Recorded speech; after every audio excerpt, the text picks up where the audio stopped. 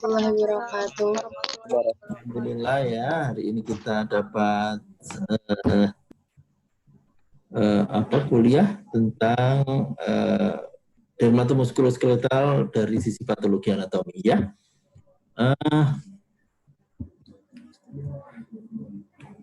Baik, dermatomuskuloskeletal sebenarnya ada 3 ya. Ada yang soft tissue, ada yang bone and joint, dan ada yang tentang kulit ya. Tentang kulit. Namun kali ini pada SA kali ini tentunya ini sudah kamu dapatkan pada kuliah sebelumnya, maksudnya kuliah pada semester reguler ya. Nah sekarang kita hanya mengulang untuk yang bone and joint ya. Adik-adik sekalian, sekali lagi saya lihatkan di sini tentang bahwa sel-sel itu bermula dari sel yang kita sebut sebagai undifferentiated mesenchymal cell.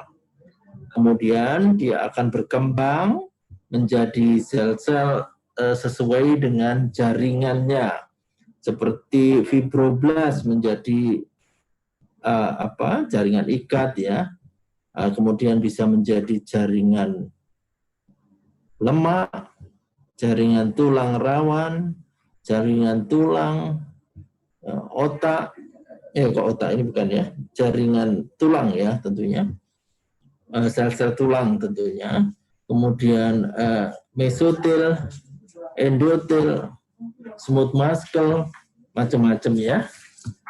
Oke.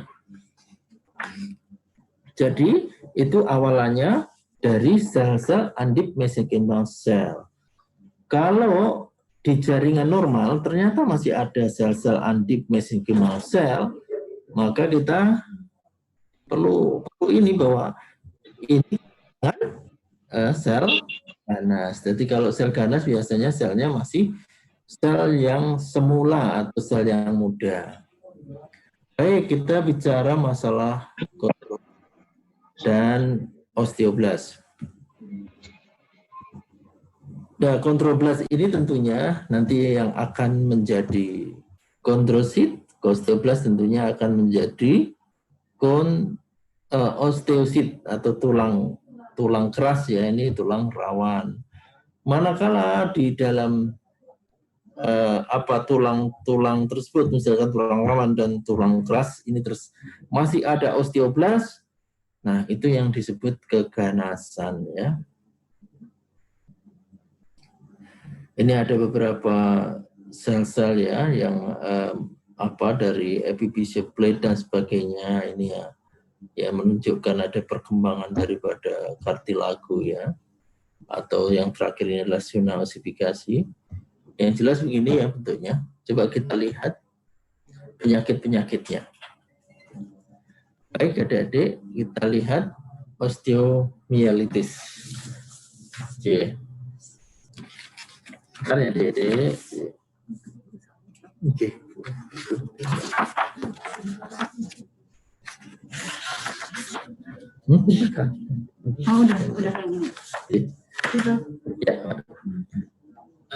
Yang kita sebut sebagai apa nih?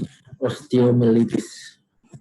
Biasanya pada anak-anak yang kekurangan gizi dan sebagainya, itu ada luka di tulang, luka di bagian ekstremitas biasanya, itu tentu bisa berakibat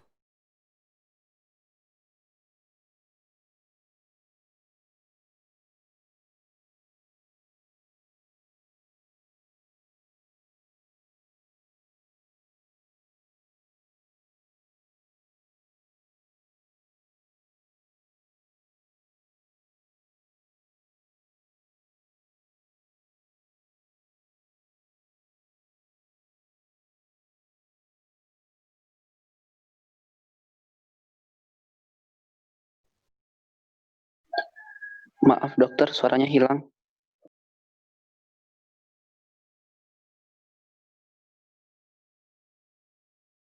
Simon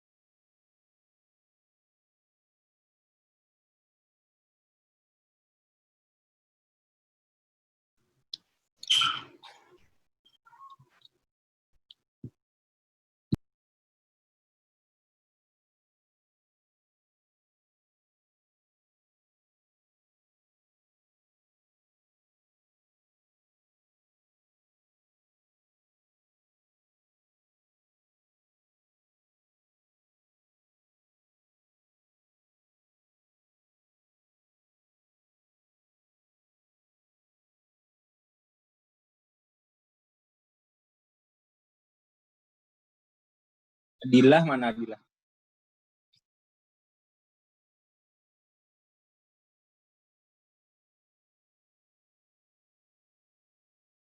Iya. Coba sambil kecil, ada yang mau masuk nggak? Kan situ jadi co-host tuh. Ada. Ini hostnya udah ganti juga. Ini proofnya udah masuk.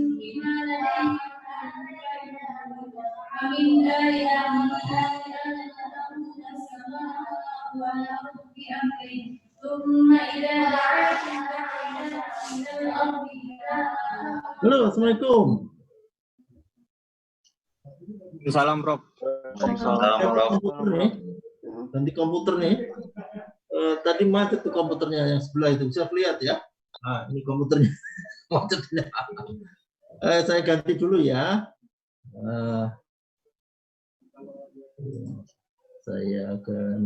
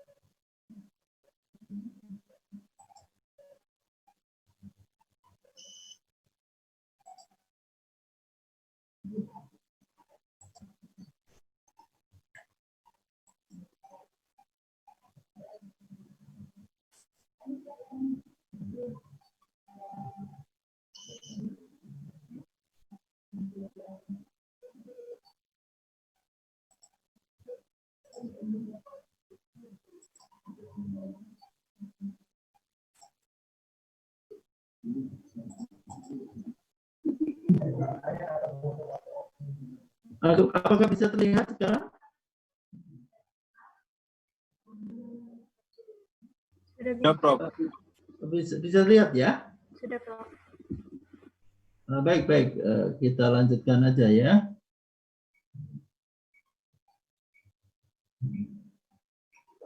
Jadi osteomielitis ini merupakan infeksi yang bisa terjadi pada anak-anak dan biasanya diakibatkan oleh Staphylococcus aureus dan juga Staphylococcus aureus ya.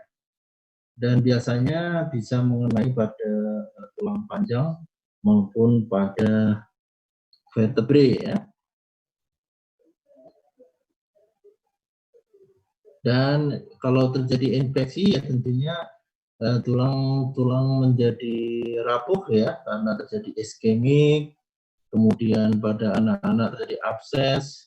Nah ini akan menimbulkan struktur yang kita sebut sebagai squamous, involucrum maupun bradiabses. Ya secara rongsen biasanya sudah bisa dicurigai terjadi osteomielitis kronis apabila terjadi destruksi pada tulang tersebut. Komplikasi tentunya akibat dari ini adalah terjadi suatu patah tulang ya. Bisa periosteumnya terjadi ruptur, timbul abses, timbul fistula, timbul patah tulang, atau timbul keganasan yaitu squamous cell carcinoma. Bisa juga sarkoma. Dan pada anak-anak ini bisa mengakibatkan apa yang kita sebut sebagai suppurative arthritis. Ini tulang yang mengalami osteomielitis. Kalau yang ini adalah normal, ya ini normal. Ya ini tulang-tulang ini akan mengalami osteomielitis.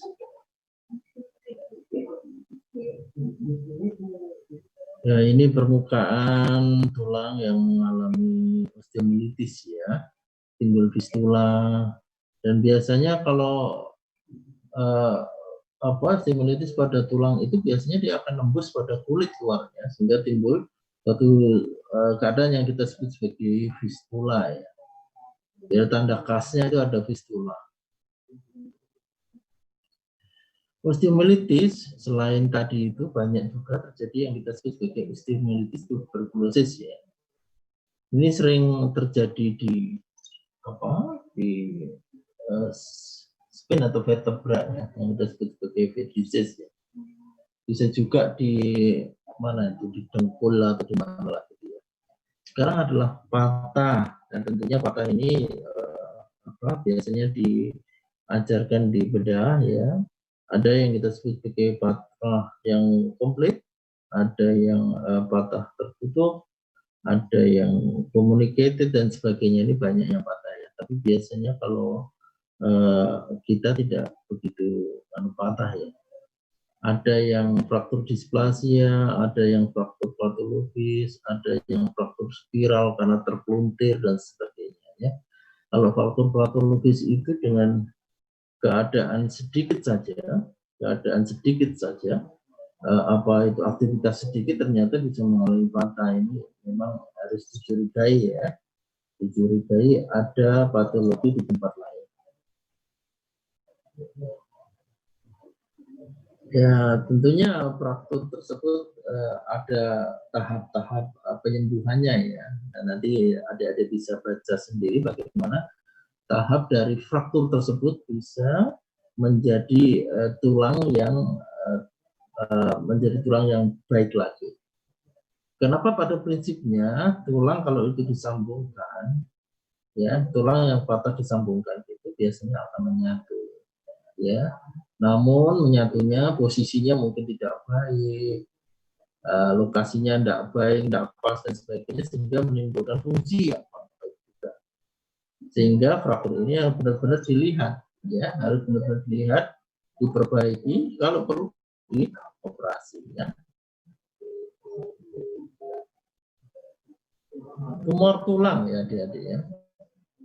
Tumor tulang yang lebih banyak mungkin adalah multiple myeloma dan metastasis. Tulang sebagai tempat untuk multiple myeloma dan metastasis. Dengan tumor tulang, usia, lokasi itu sangat penting, ada faktor dalam diagnosis. Biasanya kalau usianya masih muda, ya toh, itu kebanyakan justru adalah keganasan seperti misalnya osteosarkom. Tapi kalau sudah pada usia tua, kebanyakan malah justru kondrosarkom. Ini contoh-contoh ini ya, keganasan maupun tumor-tumor tulang ya. Kita lihat misalkan ini kalau osteoma ini jinak ya. Ini di usia 10-30 tahun. Osteoblastoma ini juga jinak ya. 10-30 tahun. Osteokondroma. Nah, ini biasanya dewasa. Kondroma ini 20-50 tahun, tapi osteosarkoma ini 10-20 tahun ya. Kondrosarkoma jadi 40-60 tahun. Jadi usia itu penting. Lokasi pun juga penting ya. Sehingga kita bisa memperkirakan arah diagnosis daripada bone and joint tersebut. Sekarang kita menginjak pada osteoma. Biasanya dewasa ya pertengahan. Ya, lokasinya di superiosteal. Di mana itu? Terutama di kepala, muka. Ya, sering terlibat di situ ya. Dan tulangnya memang agak bentuknya sedikit aneh. Biasanya di diferensial diagnosis dengan reaktif. Poin penting yaitu multiple osteoma adalah umumnya dari extraintestinal manifestasi pada penyakit sindrom Gardner, varian dari familial adenomatous polyposis. Jadi ada suatu sindrom yang juga melibatkan osteoma yaitu sindrom Gardner ya, nanti dibaca. Jadi sindrom yang menyebabkan multiple osteoma itu salah satunya adalah Gardner. Jadi kalau ada osteoma yang banyak, kita mesti harus periksa juga apanya, periksa juga usus besarnya ya. Karena kemungkinan dia akan timbul suatu adenomatosis polip atau polip dari usus besar. atau yang kita sebut sebagai familial adenomatosis polyposis ya. Ini bentuk osteoma ya, bentuknya seperti ini, tulang panjang ya. Jadi X-ray seperti itu. Nah, ini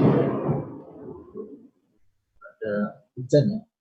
Nah, ini osteoma, tetapi ini tumornya jinak ya.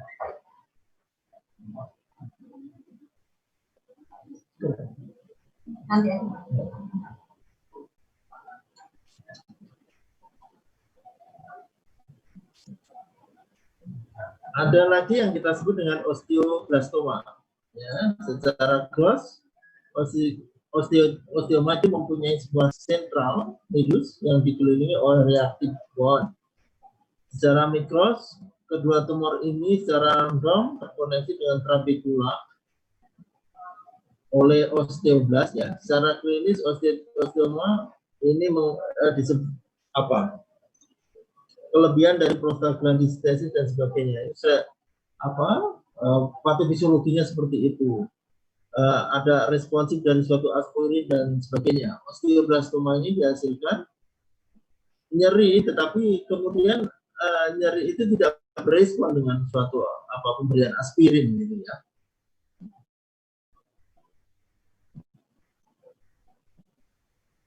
Di sini ada osteoblastoma, timbul osteoid, osteoblast dan pembuluh. Kalau pembuluhnya ini ya, pembuluhnya ini, osteoidnya ini, yang merah ini, kalau sel-selnya ini yang disebut osteoblast. Nah, yang sering pada usia 10-20 tahun mungkin lebih sedikit, laki-laki lebih sering, primernya di metafisis, terutama di distal femur atau proximal tibia, di humerus, mungkin di metafisis pada femur, humerus, dan pelvis. Ini yang kita sebut sebagai osteosarkom. Konon kabarnya osteosarkom ini ada kelainan gen yang disebutkan di situ, ada LOH, ada point mutation pada retinoblastoma gen, ada mutasi pada P53, siklin JDK4, P16, ya itu ya, gen yang terkait dengan osteosarkom. Patofisiologinya adalah prejudices, bone infarct, chronic osteomyelitis, radiasi, dan familial retinoblastoma. Jadi kalau ada keluarganya yang kena penyakit mata yang kita sebut sebagai keganasan retina yang disebut retinoblastoma, ini memang harus patut dicurigai saudara-saudaranya karena dia sangat berpotensi untuk menjadi osteosarkom. Biasanya dia akan mengalami metastasi ke paru-paru. Osteosarkomnya itu secara gross itu biasanya nekrotik, perdarahan, ya, massa putih, kehijauan, keabu-abuan. Tapi rongsnya ini yang terpenting ada Topman triangle, ya, atau ada sunburst, yang ini ya kita lihat ya. Tapi secara mikroskopis, khasnya ini adalah adanya osteoblastic lesi dengan osteoid, ya, deposit osteoid. Kalau kita lihat di rongsen ya seperti gini, seperti sunburst. Dan ini adalah tulang tibia kalau nggak salah ya. Nah, kalau sudah dipotong seperti ini gross ya. Ini kuning, tapi kita lihat banyak nekrotik juga di sekitarnya. Ya, dan tentunya ini sudah diamputasi ya tulangnya. Kalau kita lihat di mikroskopis ya ini tulang-tulangnya ya. Ini kalau ini di apanya nih? Di tepinya ya, yang nanti bisa menimbulkan sunburst itu ya. Kalau kita lihat yang di tanah panah yang hitam ini namanya osteoid, dikelilingi oleh sel-sel atipik osteoblast ganas. Ini yang disebut osteosarkom. Nah, berbeda dengan osteokondroma, kalau osteosarkom itu memang kan di usia umur 10-20 tahun ya. Tapi kalau osteokondroma ini lebih banyak di usia dewasa 40-60 tahun.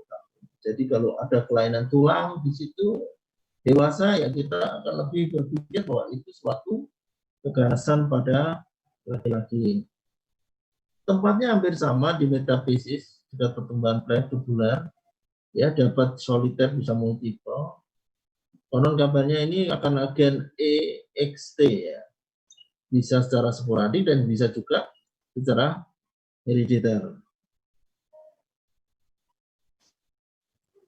Osteokondroma itu biasanya pada laki-laki ya. Kalau yang ini kan tidak ganas ya, yang tidak ganas. Tapi bisa menimbulkan mentol ya, mentol pada kaki tidak enak. Nah kalau kita lihat ada lapisan perikondrium, ini lapisan luar. Yang kedua ada lapisan tulang rawan. Ini perikondrium, ini tulang rawan, dan yang ini adalah tulang. Ini yang kita sebut dengan osteokondroma. Jadi ada 3 lapisan tulang ya, 3 lapisan tulang. Biasanya sih di itu letaknya di mana itu, di tibia atau di femur. Jadi ada berbentuk benjolan keras kalau kita pegang.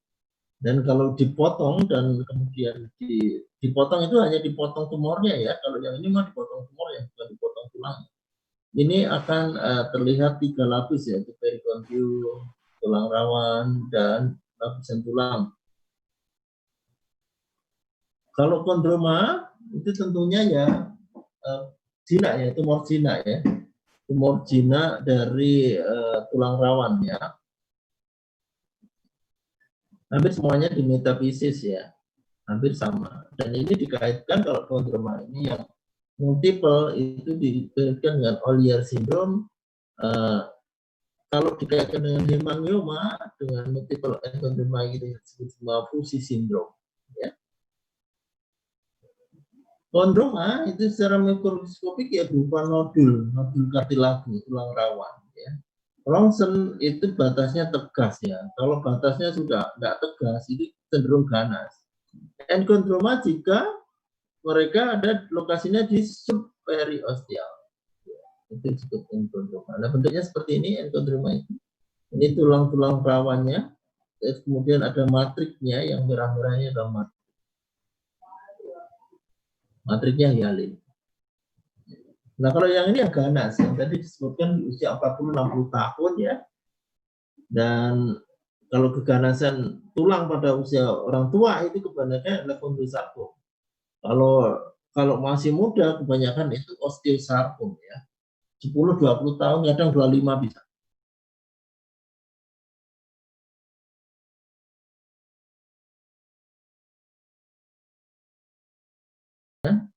Skapula ya, kadang juga ada di humerus sih ya, tapi kalau yang di femur itu lebih ke arah osteosarkom, tapi kalau di skapula itu kondrosarkom. Ada yang varian clear cell ya, macam-macam variannya ya.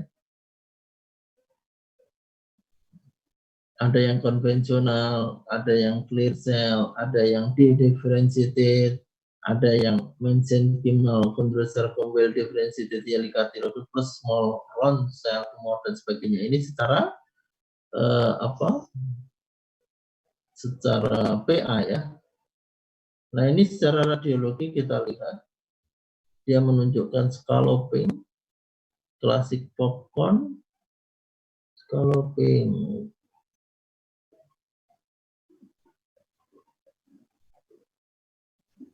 Scalloping ya. Ya tentunya tidak normal kalau kita lihat secara radiologis kalau usianya tua. Nah,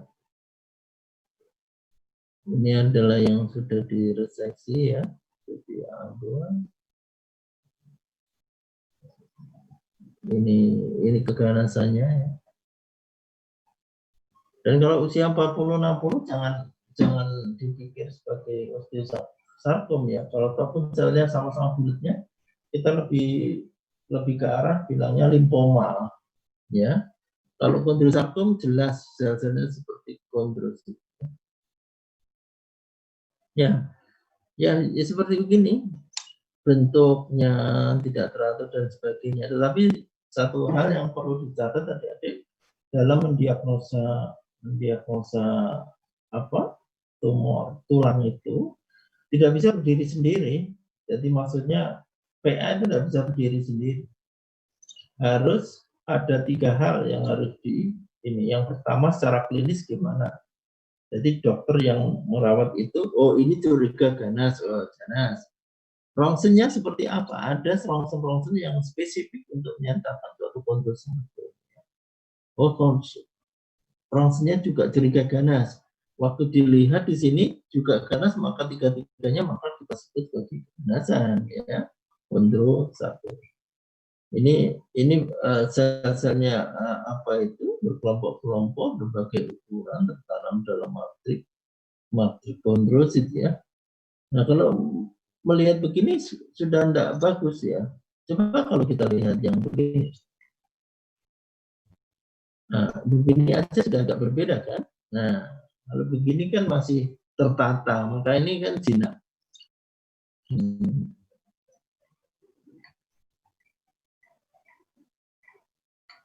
Tadi ya, sudah seperti ini ya. Baik, kalau sesuatunya sudah tidak beraturan dan sebagainya, itulah yang disebut sebagai keganasan. Ya. Yang kita lihat adalah gambaran yang differential ya. Kalau yang ini clear cell, ya, jadi sel-selnya jernih gitu yang kita sebut sebagai clear cell. Ya. Tapi secara radiologi juga bisa nampak ganas, jadi menguatkan. Kalau ini dediff, ada yang spindle-spindle begini, ada yang bulat-bulat, yang kita sebut sebagai dediff karena ada yang well differentiated, kemudian ada pleomorphic sarcoma. Ya. Ini mesenkimal kayak mesenkim, ya, kayak mesenkim, maka disebut sebagai mesenkimal chondrosarcoma. Biasanya sel-selnya spindle-spindle. Ya.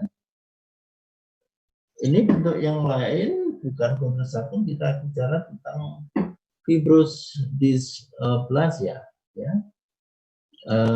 Dia bukan proses neoplastik, ya, tapi penyakit ini berkembang dan menghasilkan massa di dalam sistem skeletal.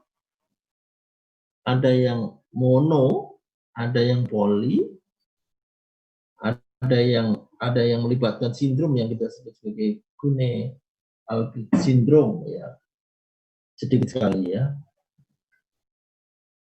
Yang mono, ya, yang terkena adalah satu tulang, ya. Tapi kalau poli banyak tulang yang kena, ya, begitu. Konon kabarnya karena ada suatu mutasi dari gen, yaitu gen protein yang berperan untuk mengaktifasi dan memproduksi ekseksi terhadap GAM, juga nanti dibaca, ya. Kemudian disfungsi endokrin, konon kabarnya precopuberty hyperthyroidism itu bisa menimbulkan endokrin dysfunction. Secara gross fibrous dysplasia ini ya seperti itu, ya. Dan yang khas kalau mikroskopinya ini adalah bentuk C, ya, bentuk C. Nah, bentuk C. Tulang-tulang, terus kemudian di sananya ada jaringan ikat, dan dia membentuk seperti huruf C. Baik, kita menginjak ke ganas lagi. Ini sama dengan osteosarkom, tapi selnya berbeda, ya. Lokasinya sama, umurnya juga sama. Jadi pada saat seperti ini memang kita harus, tapi ini yang sering terjadi justru osteosarkom. Kalau Ewing sarkom itu sedikit sekali. Usianya sama, ya, 10-20 tahun. Yang bedanya lagi dia kena di diabetes juga. Jadi tidak di metafisis, tapi di diabetes juga kena. Nah, penyebabnya adalah translokasi T1122 atau T2122 dan seterusnya. Dan namanya ganas, ya, biasanya banyak perdarahan dan nekrosis. Kalau rongsennya ini khas biasanya kayak kulitnya apa itu? Kulitnya bawang ya. Kalau tadi kan sunbrush ya, tapi kalau ini kulit bawang ya. Nah, bentuknya bulat-bulat dan tidak ada osteoidnya. Kalau osteosarkom small round cell tumor pada anak-anak dan tidak ada osteoidnya. Kalau ada osteoidnya maka kita sebut osteosarkom. Ada juga penyakit yang mengenai usia dewasa ya, muda ya. Giant cell tumor of the bone. Ya, giant cell tumor of the bone itu ya sebenarnya tumor jinak tapi apa ya, menjengkelkan ya. Ya menjengkelkan dalam arti sudah dioperasi sering kambuh lagi, operasi padahal jinak. Dia mengenai epifisis atau metafisis pada tulang panjang, terutama pada dewasa ya. Secara klinis ada fraktur patologis artritis, secara histologis benign, tetapi sering rekar. Jadi dokter bedah itu biasanya apa seringkali apa dibuatnya apa tidak enak gitu ya. Udah dibersihkan sedemikian rupa, tetapi tidak bersih gitu. Walaupun dia sifatnya jinak, tapi ternyata ada sebagian kecil yang bisa sampai lung dan lokal agresif. Nah, kalau sudah begini kita sudah harus mengiranya lain ya. Giant cell tumor of the bone harusnya sudah diperkirakan, harus kita memikirkan lagi apa jangan-jangan ini suatu osteosarkom. Secara radiologis kelihatan ada kelainan ya, cerah ya.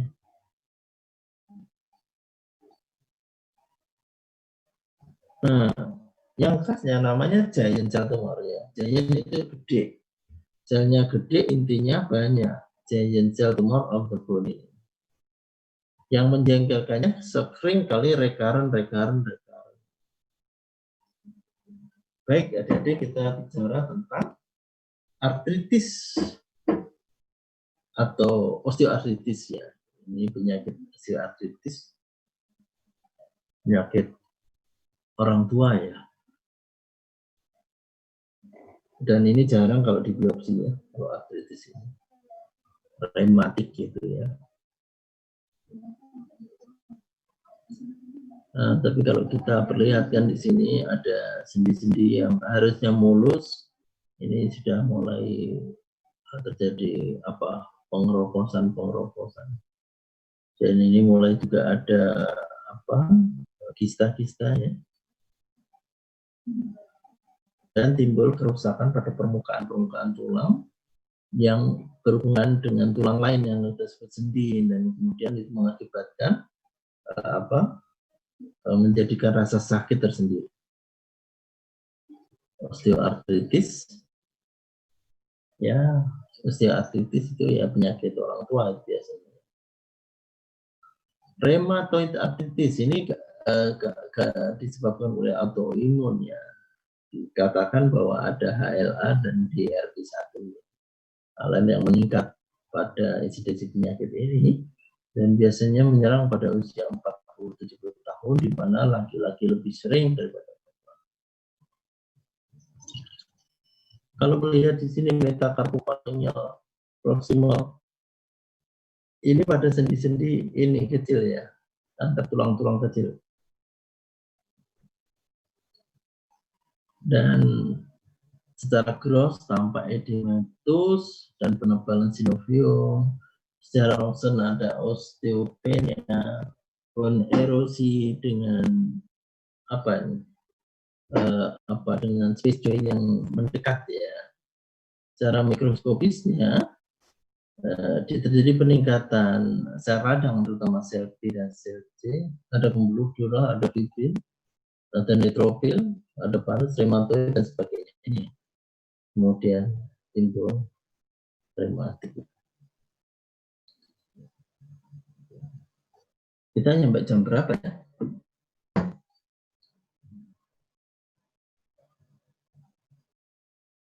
Oh, hampir selesai ya.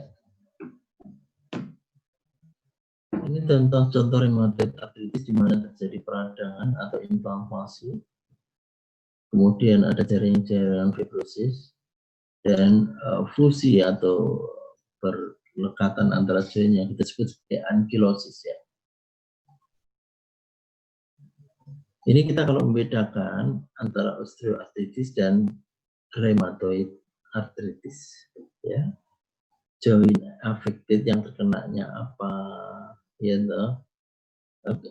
apa pagi hari bagaimana kondisinya, gejalanya seperti apa, pemeriksaan fisiknya seperti apa ya. Kalau pada osteoartritis ini ada high burden dan Bowcat nodul ya. Kalau pada rheumatoid arthritis ini ada rheumatoid nodul, radial deviation dan ulnar deviation pada palang. Jadi palangnya itu kalau nganu itu tidak lurus gitu ya, tapi agak membengkok, itu bertanda bahwa itu adalah rheumatoid arthritis. Ada lagi yang GOUT. GOUT ini terbentuk karena tingginya asam urat ya. Tadi diketahui ini. Primernya itu 85 sampai 90% itu tidak diketahui defisiensi enzimnya. Jadi peningkatan asam urat ya. Kalau terjadi peningkatan asam urat itu akan timbul di sendi-sendi itu apa tumpukan-tumpukan asam urat yang kita sebut sebagai GOUT atau topus ya. Jadi tentunya kalau terjadi benda asing di sana, tentunya ada sel radang yang sana, ya. Terus kemudian timbul benjolan, timbul gong.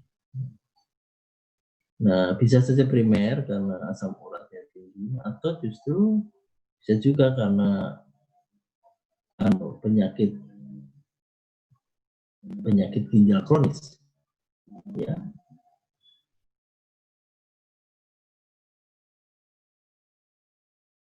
GOUT itu meningkat usia, penggunaan alkohol, obesitas, siderotik dan sebagainya. Ini yang menunjukkan sekresi dari asam urat tersebut. Jadi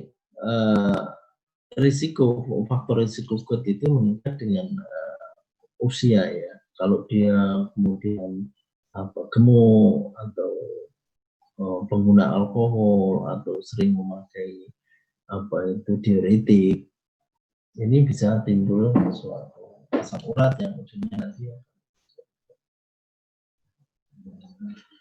Jadi pathogenesis GOUT itu seperti yang tertera di situ, ada kristal asam urat ini masuk di dalam sinovium, menimbulkan trauma yang berperan terhadap cairan di sinovial tersebut, dan kristal-kristal itu mengakibatkan neutrofil tersebut untuk berusaha menghancurkan, dan mereka secara aktif mereka kemudian mengaktifkan komplement dan seterusnya.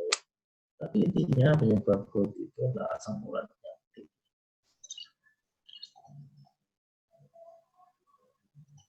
Ini contoh-contoh GOUT yang lain, termasuk GOUT nephropathy dan sebagainya.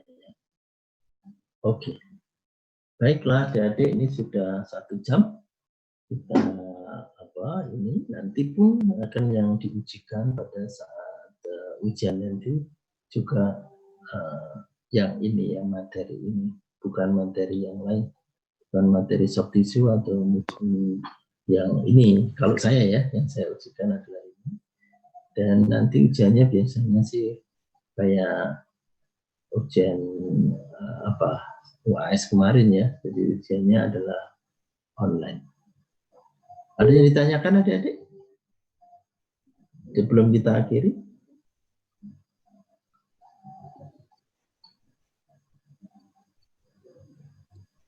Aduh, ada yang ditanyakan? Halo.